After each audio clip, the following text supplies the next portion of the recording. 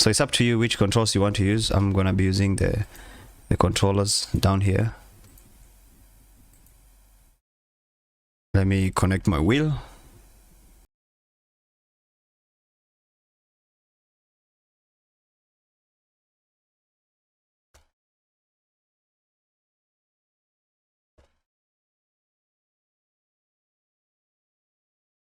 And we are good to go. I'm gonna be using my steering wheel. I'm gonna using for now simple automatic. Check your wheel axis.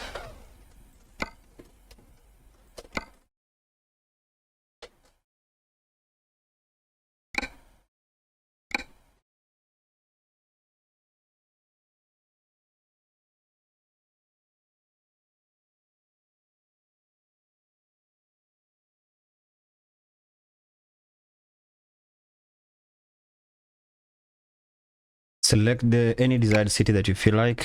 I prefer to go to Italy, Taranto. Let's say Catania. Nope, no tutorial. So first of all, when the game loads, just pick any quick job that you get. You can drive or you can teleport. You still get the same thing.